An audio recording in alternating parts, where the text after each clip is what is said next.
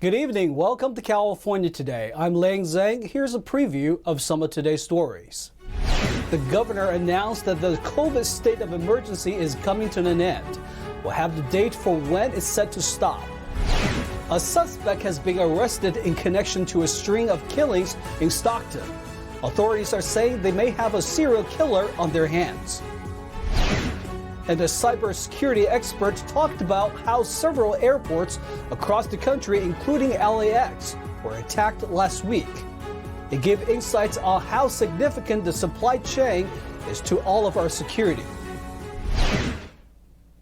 Governor Gavin Newsom announced in a press release on Monday that California's COVID-19 state of emergency will end on February 28, 2023.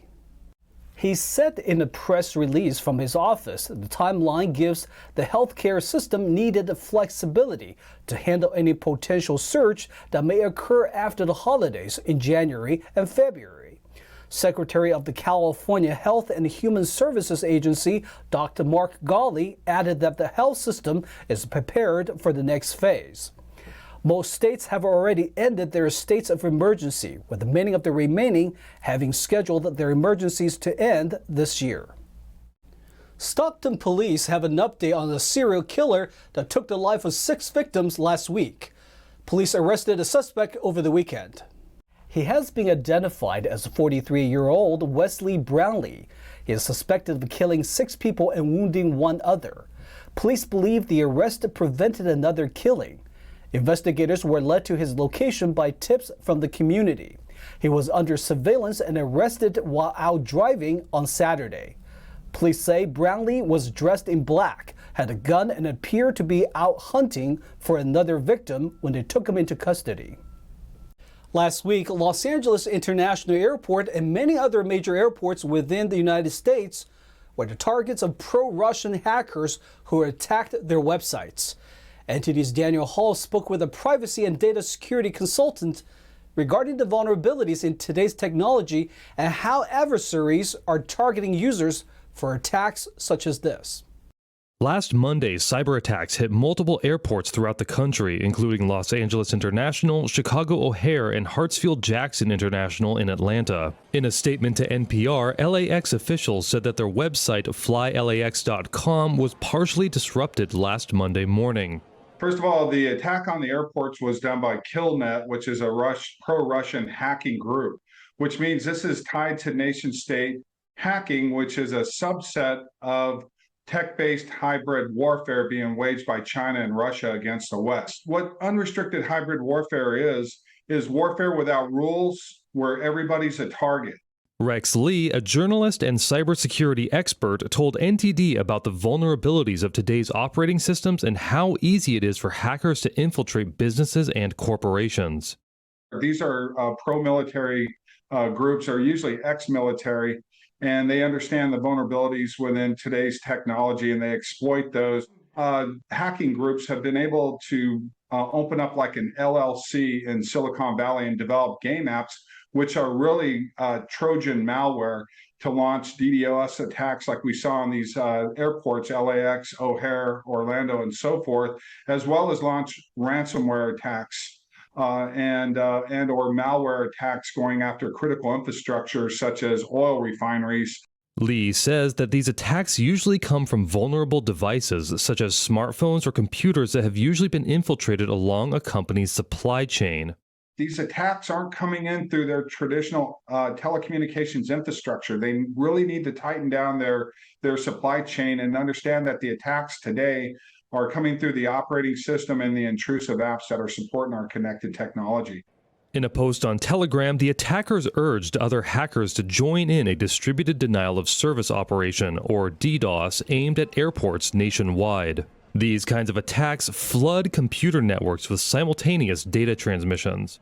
It was done through zombie computers, which means that this is an insider attack that probably came up through the supply chain with devices that were purchased. They're coming in through the operating systems that support our computers, like the Windows OS, Android OS, and Apple iOS. Lee says our connected devices have been weaponized to launch attacks. These devices often have part of their supply chain in China for a business or a government agency. Lee warns malicious actors can easily insert vulnerabilities when they're involved in the supply chain. And for businesses and government agencies, one of the things that they need to do is implement a top-down enterprise security strategy that includes IT, board members, C-suite, all the way to the frontline employee. Lee added that, according to IBM, 95% of all breaches came from human error or insider attacks that can be infiltrated through the supply chain. He also added the danger of social media platforms and their data mining abilities. TikTok is a weaponized surveillance and data mining platform developed by ByteDance, a Chinese corporation. Now, TikTok is no different than Facebook or Instagram or any other social media platform. People need to look at social media platforms as surveillance and data mining platforms that the developers utilize social media as the vehicle to gain access to the end user to surveil and data mine them for profits. Lee hopes that from top to bottom, people, businesses, and the country can take a more proactive approach to cybersecurity. Daniel Hall, NTD News, California. The governor blocked the parole of a Charles Manson follower on Friday. He says the 74-year-old convict still poses a public safety risk. On Friday, California Governor Gavin Newsom blocked the parole of Patricia Krenwinkel, a Charles Manson follower convicted of orchestrating notorious murders 5 decades ago. Newsom said Krenwinkel, now 74, is still too much of a public safety risk to be freed. The governor said Ms. Krenwinkel fully accepted Mr. Manson's racist, apocalyptical ideologies. She was not only a victim of Mr. Manson's abuse, she was also a significant contributor to the violence and tragedy that became the Manson family's legacy. Krenwinkel and other followers of Charles Manson terrorized the state in the late 1960s, committing crimes that Newsom said, quote, were among the most fear-inducing in California's history. She was convicted in the killing of pregnant actress Sharon Tate and 4 other people in 1969, scrawling the words "Helter Skelter" on a wall using one of the victims' blood. She helped kill grocery store owner Lino LaBianca and his wife the next night in what prosecutors say was Manson's attempt to start a race war. A 2-member parole panel for the first time in May recommended that Krenwinkel be released after she had previously been denied parole 14 times and imprisoned since 1971. Newsom agreed that she's been well behaved in prison and demonstrated effusive remorse, but, quote, her efforts have not sufficiently reduced her risk for future dangerousness. Krenwinkel was 19 when she met Manson at a party during a time when she said she felt lost and alone and was led to Manson by alcohol use and a non-supportive family while growing up. She said Manson, quote, seemed a bit bigger than life. One of the victim's sisters said, we all come from homes with problems and didn't decide to go out and brutally kill 7 strangers. Krenwinkel's next scheduled parole hearing is November 2023. David Lamb, NTD News, California. The governor did not make an appearance for the president during his visit to the Golden State. Additionally, new data is out on how he's been receiving and spending his money. President Joe Biden finished his trip to Southern California last week, and the governor was nowhere to be seen. While it is customary for governors to receive presidents during visits, especially from the same political party, Governor Gavin Newsom's office said he had a scheduling conflict. CalMatter reported the conflict was due to an event about Newsom's new kids' book about dyslexia. Additionally, according to the campaign finance report made to the Secretary of State, Newsom received almost $15 million in contributions, coming in second from January 2021 to mid-September this year. Only Larry Elder, one of the frontrunners during the recall effort, raised more money at just over $17 million. Newsom also spent over $18 million for that time period. The majority of that spending was with campaign strategy and media companies. Transparency USA additionally reports that Newsom has close to $58 million cash on hand. Elizabeth Holmes appeared in court again in her fraud trial. Prosecution witness and former Theranos lab director Adam Rosendorf says he stands by his earlier testimony, which could pave the way for Holmes' sentencing in the case. Theranos founder Elizabeth Holmes was convicted of fraud earlier this year, but she returned to court on Monday for a new hearing. The hearing aimed to determine if former Theranos lab director Adam Rosendorf committed misconduct in his testimony in the trial. According to court filings, Rosendorf made an unexpected visit to Holmes's mansion on August 8th. While Rosendorf did not speak to Holmes, he spoke to her husband, William Evans. Evans stated in court filings that Rosendorf told him he tried to answer the questions honestly, but that the prosecutors tried to make everyone look bad and felt he had done something wrong. Following Rosendorf's alleged statements, Holmes's lawyers filed a motion for a new trial in August claiming Rosendorf committed misconduct in his court testimony. But under questioning by Judge Davila, Rosendorf said on Monday that his testimony in the trial was truthful. Holmes's legal team is now relying on Rosendorf's post-trial action to help the former entrepreneur avoid a prison sentence. 38-year-old Holmes is facing up to 20 years in prison for misleading investors. A new sentencing date for Holmes has been set for November 18th. We are going to take a short break, but here's a look at what we got for you when we come back. A drug smuggler who was caught with a record-breaking load of drugs was sentenced to prison recently. This comes after he pleaded guilty to the charges. Authorities have ruled on the cause of the death of a teenage girl who died not long ago. She was last seen at a party with friends in the mountains. And next year's Rose Parade has its Grand Marshal. We'll see who was given the title for the annual event. That and more on California Today.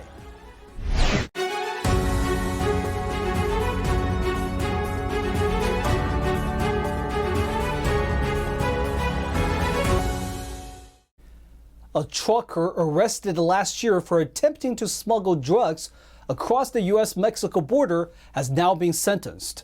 Authorities say they found record-breaking amounts of meth and fentanyl in the trucker's vehicle. Carlos Martin Quintana Arias, a Mexican resident, was arrested on November 18, 2021, after trying to cross into the United States at the Otay Mesa port of entry. On Friday, he was sentenced to 9 years in prison. Border Patrol seized over 17,000 pounds of methamphetamine and 388 pounds of fentanyl from the trailer of his truck. Prosecutors alleged Quintana Arias' trailer contained auto body parts, but, quote, anomalies were detected in the trailer by both an X-ray machine and a drug dog on the scene. He pleaded guilty earlier this year to importing controlled substances. San Jose police busted an illegal underground casino operation. 7 have been arrested.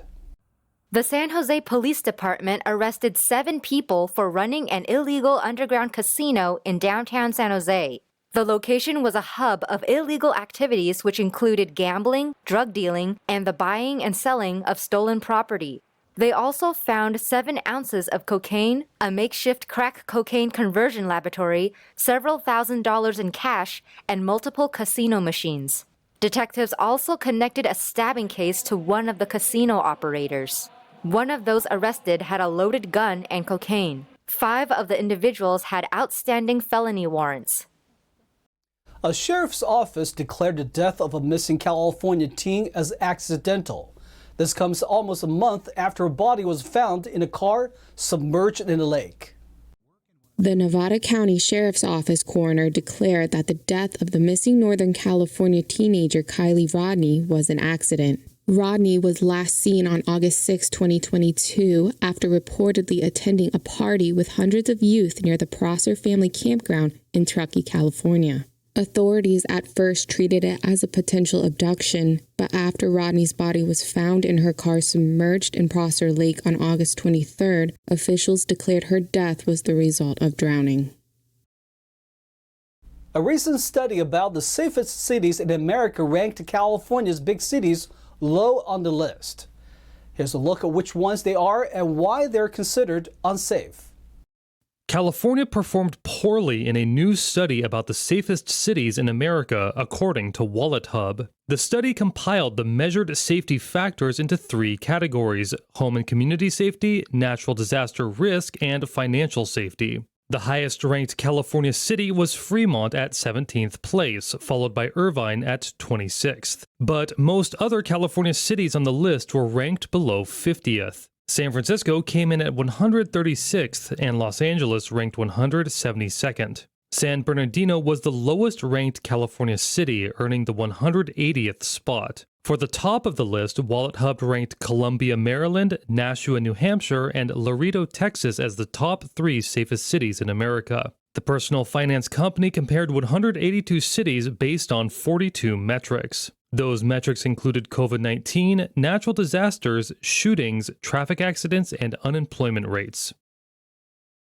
A former Arizona Congresswoman will be the Grand Marshal for the 2023 Rose Parade in Pasadena, California. She is selected for her resilience after being shot over 10 years ago. The ceremony compared it to how people are recovering from pandemic lockdowns. A profile in courage, resilience, and yes, turning the corner, it is my distinct honor to present to you our Grand Marshal for the 2023 Tournament of Roses, Gabby Giffords. Gabby Giffords will serve as Grand Marshal of the 134th Rose Parade next year. The former Democratic Congresswoman from Arizona will ride down Colorado Boulevard in Pasadena on January 2nd. Thank you, Amy. I'm so honored to be Grand Master of the Rose Parade. Thank you very, very much. The parade's theme of turning the corner figuratively represents the world emerging from the COVID-19 pandemic. It literally represents the sweeping turn the floats and bands make from Orange Grove Boulevard onto Colorado Boulevard as part of their 5.5-mile route. Because January 1st falls on a Sunday next year, the parade and game will be held on Monday, in keeping with the Tournament of Roses tradition of never having the events on a Sunday. Giffords will be part of the coin flip for the 109th Rose Bowl game later that day, where 2 top college football teams from 2 different conferences will face off. 52-year-old Giffords was shot in the head in January 2011 outside a Tucson, Arizona grocery store during a public appearance. Because of the severe brain injury she suffered, she had to relearn how to walk and talk. It can be so difficult. Losses hurt. Setbacks are hard, but I tell myself, move ahead. I'm finding joy in small things, ride my bike, playing the French horn, going to the gym, laughing with friends. The small things add up. We are living in challenging time, but we are up for the challenge. Giffords is a gun safety advocate who received the Presidential Medal of Freedom earlier this year. Now let's check in with the NTD's Thomas Christian for today's Sports Roundup.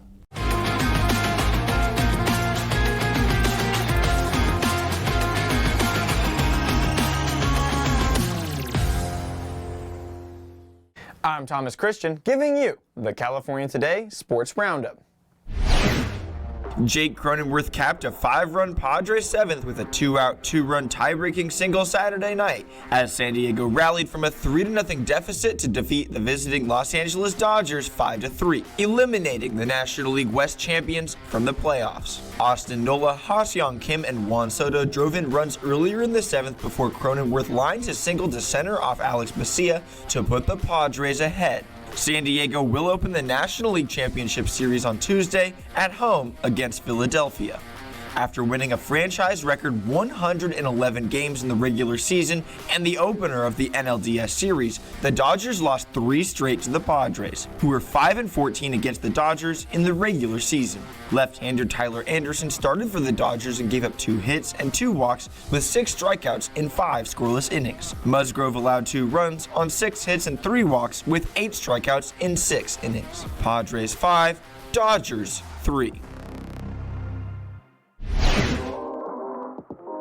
Jordan Poole and Andrew Wiggins both signed 4-year extensions on the same day Saturday, with the Golden State Warriors front office locking both of them up for the next 4 years.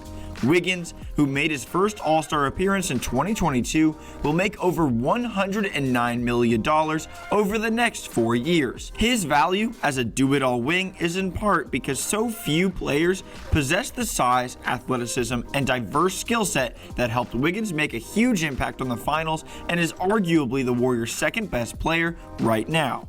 Despite Wiggins' two-way impact, Jordan Poole got the bigger extension of the two, raking in $123 million from after this season until 2027. A late first-round pick in 2020, Poole has blossomed from a fringe player bouncing between the G League and at the end of the Warriors bench to a featured piece in the Warriors' latest edition of the Death lineup, alongside Curry, Thompson, Green, and Wiggins. There were a lot of questions concerning when these extensions would be coming, as Draymond Green is also due for an extension before he becomes a free agent at the end of the year. Have Wiggins and Poole take Green's money? Or will this Warriors front office break the bank to keep the championship core around for as long as possible? Falcons QB Marcus Mariota led a time-consuming offense with near-perfect accuracy, throwing 2 passing touchdowns and adding a rushing score to lead Atlanta over visiting San Francisco. After a 13-for-13 start, Mariota finished 13 for 14 for 129 yards and 2 scores. He also contributed 50 yards and a touchdown on 6 carries, helping the Falcons outrush the Niners 168-50 en route to a 3rd win in their last 4 outings. Jimmy Garoppolo threw 2 first-half touchdown passes to Brandon Ayuk, but also mixed in a pair of interceptions on a 29-for-41 296-yard day. George Kittle and Ayuk each finished with 8 catches for 83 yards for the 49ers. Falcons 28, 49ers 14. Rams wide receiver Ben Skowronek scored on a 17-yard run in the final seconds of the 3rd quarter to help lift Los Angeles past visiting Carolina. Darrell Henderson Jr. scored on a 2-yard run midway through the 4th quarter as the Rams picked up 232 of their 360 total yards after halftime. The Panthers were pathetic on offense in their first game under interim coach Steve Wilks after Monday's firing of Matt Rule. Their only touchdown came on an interception return. Matthew Stafford threw for 253 yards on 26 for 33 passing with a touchdown and an interception for the Rams. Dante Jackson returned a Stafford interception 30 yards for a touchdown that provided the Panthers with a 10-7 lead with 1 minute 58 seconds to play in the half, but that was their only touchdown on the day. Rams 24, Panthers 10. And that's all for sports. That's all we've got for you tonight. We'd like you to join us again on California Today every weekday at 8:30 p.m. Make sure to check out our broadcasts on our California Today webpage. You can find it at ntd.com/California-today. You can also find all of our top latest clips there, ready to share with friends and family. Send us a message on Twitter, Facebook, or Instagram, or through our email, california.today@ntd.com. I'm Liang Zhang. Have a wonderful evening.